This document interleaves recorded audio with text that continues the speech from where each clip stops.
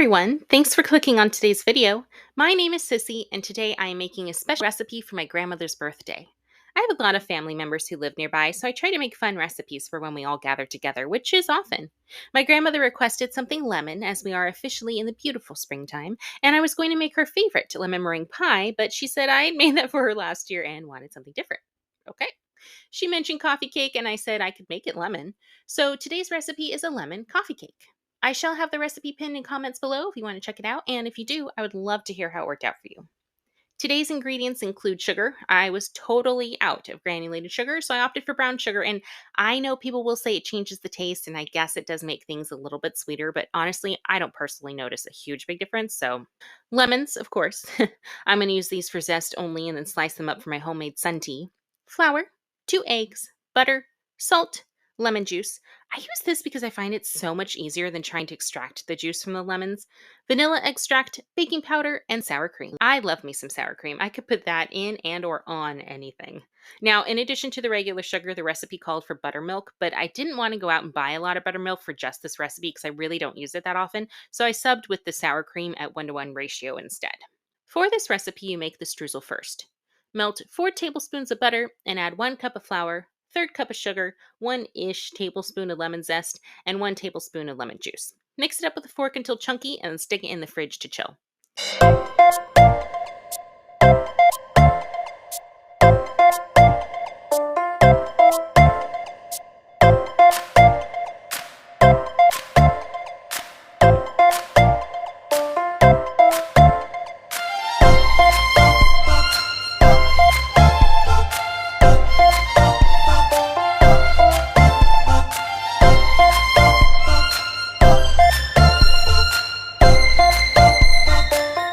Then for the batter, sift together 2 cups of flour, 2 teaspoons of baking powder, and half a teaspoon of salt into a big old bowl.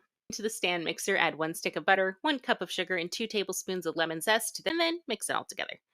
Now, with the stand mixer, I was a dum dum when I read paddle attachment thinking they meant the dough hook, and as you can see, it quite obviously didn't work. I kept saying to myself, I'm making a batter. Why the heck would I use the paddle attachment? Finally, I figured it out after far too long and switched out to the correct paddles, and surprise, surprise, they worked. And add in the 2 eggs and then the 1 teaspoon of vanilla.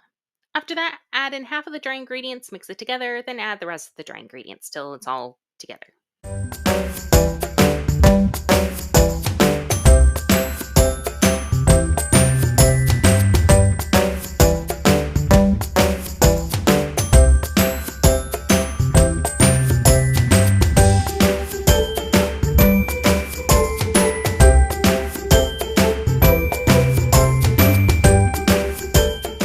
Scrape it into a greased pan, put the streusel from the fridge on top, and spread it all around. Then throw it into the oven on 375 for about 45 minutes. The recipe had very specific instructions for checking the springiness of the cake, so you can follow that if you want.